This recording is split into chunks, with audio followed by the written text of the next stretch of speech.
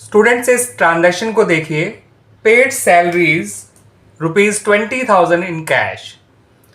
तो यहां पर बच्चों जो दो अकाउंट्स इन्वॉल्व हैं वो एक है सैलरीज अकाउंट और दूसरा है बच्चों कैश अकाउंट।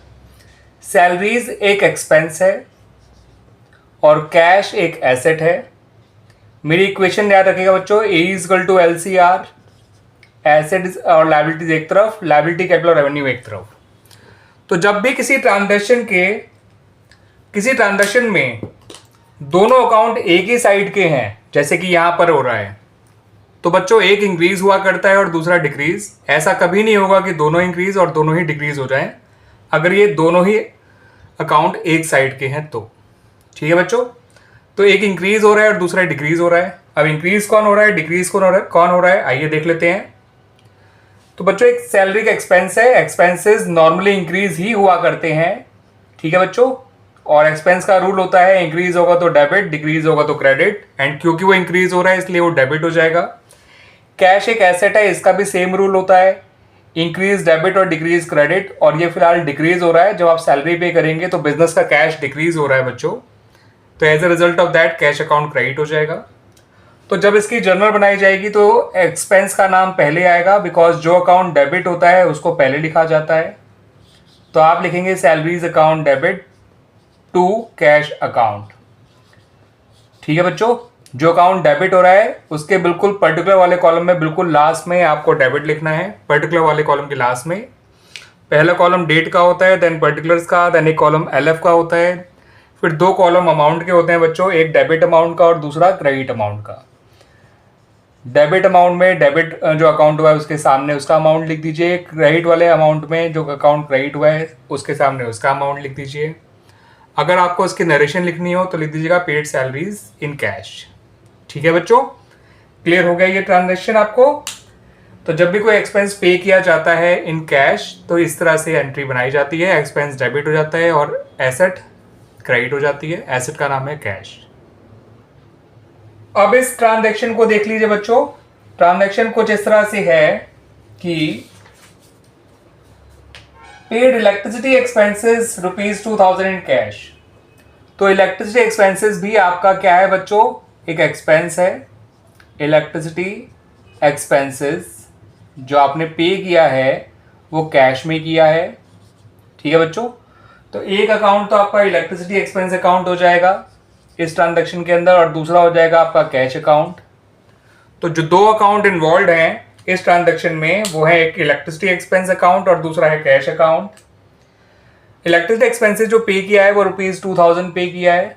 ठीक है बच्चों, तो जो अकाउंट डेबिट होगा वो कौन है और जो अकाउंट क्रेडिट होगा वो कौन सा है, समझ लीजिए बच्चों।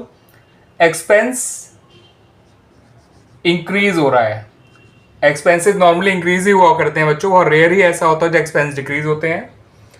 और एक्सपेंस का रूल होता है इंक्रीज होगा तो डेबिट और डिक्रीज होगा तो क्रेडिट। तो फिलहाल वो इंक्रीज हो रहा है इसलिए वो डेबिट हो गया। कैश एक एसेट है ना बच्चों, कैश क्या है, एक एसेट है। एसेट का रूल भी वही होता है जो एक्सपेंस का होता है। मेरी इक्वेशन को ध्यान रख लीजिएगा, मैं हर बार लिखा करूंगा आपके लिए ये। A equal to L C R, इनका रूल सेम होता है, इनका रूल सेम होता है, और इनका रूल इनके रूल के अपोजिट होता है। तो फिलहाल दोनों अकाउंट सेम साइड के हैं तो दोनों इंक्रीज नहीं हो सकते, या तो एक इंक्रीज होगा एक दूसरा डिक्रीज होगा। ठीक है बच्चों, दोनों इंक्रीज और दोनों डिक्रीज नहीं हो सकते हैं अगर कोई दो अकाउंट सेम साइड के ही हैं। तो यहाँ पे देखिए एक एसेट का अकाउंट है और एक एक्सपेंस का अकाउंट है, दोनों सेम साइड के अकाउंट हैं। क्लियर बच्चों, कैश एक एसेट है, वो डिक्रीज हो रही है, इसका इंक्रीज डेबिट होता है और डिक्रीज क्रेडिट। तो फिलहाल कैश डिक्रीज हो रहा है इसलिए वो क्रेडिट हो जाएगा। एंट्री क्या बनेगी बच्चों, एंट्री बनेगी आपकी electricity expenses account debit, electricity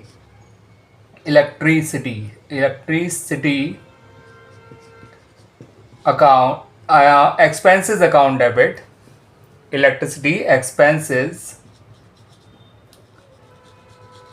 account debit to cash account. Amount आ जाएगा बच्चों ₹2,000। क्लियर बच्चों, इसकी नरेशन लिखिएगा expense electricity expenses paid in cash. ठीक है बच्चों, तो याद रखिएगा, जब भी दो अकाउंट सेम ही साइड के होते हैं तो दोनों इंक्रीज या दोनों डिक्रीज हो ही नहीं सकते, एक इंक्रीज होगा और दूसरा डिक्रीज होगा। एसेट और एक्सपेंस दोनों सेम साइड के हैं, इनके रूल भी सेम होते हैं, इंक्रीज डेबिट और डिक्रीज क्रेडिट। बच्चों अब इस ट्रांजेक्शन देखिए, विड्रू कैश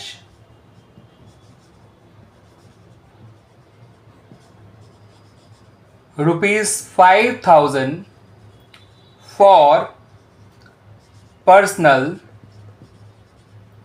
यूज। तो आपने पर्सनल यूज के लिए, आपने मतलब बिजनेसमैन ने अपने बिजनेस से पर्सनल यूज के लिए कैश विड्रॉ किया है ₹5,000।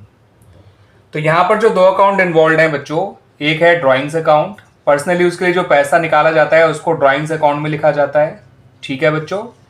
और दूसरा है बच्चों कैश अकाउंट। ड्राइंग्स का नेचर होता है कैपिटल, याद रखिएगा बच्चों, और कैश का नेचर होता है एसेट। और मेरी इस इक्वेशन को तो याद रख लीजिए बच्चों, AE = LCR। यहां पर कैपिटल और एसेट दो अकाउंट इन्वॉल्व है और दोनों अपोजिट साइड के हैं। तो जब भी दो अकाउंट अपोजिट साइड के इन्वॉल्व होते हैं तो या तो दोनों इंक्रीज होते हैं या दोनों डिक्रीज होते हैं, ठीक है बच्चों। फिलहाल दोनों डिक्रीज हो रहे हैं, ठीक है।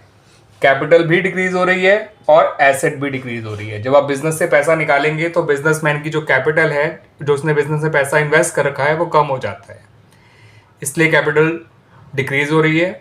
और जब बिजनेस से पैसा निकल जाएगा तो बिजनेस का कैश भी डिक्रीज हो जाएगा, इसलिए एसेट भी डिक्रीज हो रही है। एसेट का रूल होता है इंक्रीज डेबिट और डिक्रीज क्रेडिट, फिलहाल वो डिक्रीज हो रहा है तो वो क्रेडिट हो जाएगा। कैपिटल का रूल होता है इंक्रीज क्रेडिट और डिक्रीज डेबिट, और फिलहाल डिक्रीज हो रहा है तो वो डेबिट हो जाएगा। तो एंट्री क्या बनेगी बच्चों? एंट्री बनेगी ड्राइंग्स अकाउंट डेबिट, क्योंकि कैपिटल का नाम मत लिख दीजिएगा, ड्राइंग्स का नाम लिखिएगा। नेचर जरूर उसका कैपिटल है लेकिन एक्चुअल नाम उसका ड्राइंग्स अकाउंट है।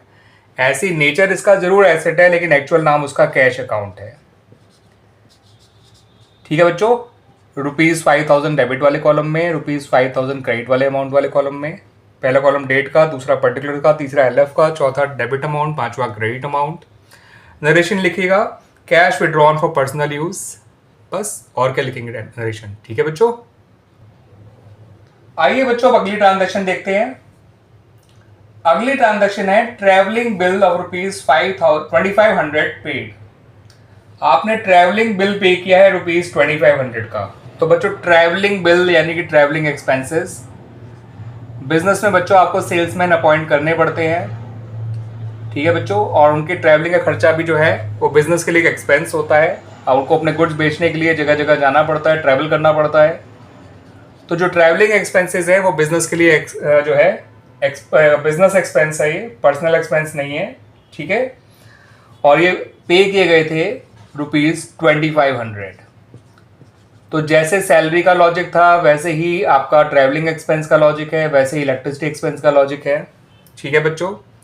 एक्सपेंसेस नॉर्मली इंक्रीज ही हुआ करते हैं, तो ट्रैवलिंग एक्सपेंस तो क्या हो जाएगा बच्चों, एक्सपेंस है और वो इंक्रीज हो रहा है। और दूसरा जो अकाउंट इन्वॉल्व है वो कैश है और वो डिक्रीज हो रहा है। मेरी इक्वेशन AE = LCR याद रखिएगा। जब दो चीज़ें सेम साइड की इन्वॉल्व होती हैं, ठीक है, जैसे कि यहाँ पर है एसेट जो कि कैश है और एक्सपेंस जो कि ट्रेवलिंग एक्सपेंस है, दोनों चीज़ें सेम साइड की है, तो दोनों इंक्रीज और दोनों डिक्रीज नहीं हो सकते, एक इंक्रीज होगा और दूसरा डिक्रीज। आप देख भी सकते हैं यहाँ पर ये ऐसा हो भी रहा है। और एसेट और एक्सपेंस दोनों का रूल भी सेम होता है, इंक्रीज डेबिट और डिक्रीज क्रेडिट।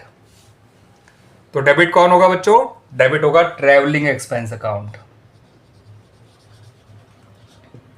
और क्रेडिट कौन होगा बच्चों? क्रेडिट होगा कैश अकाउंट, ठीक है बच्चों।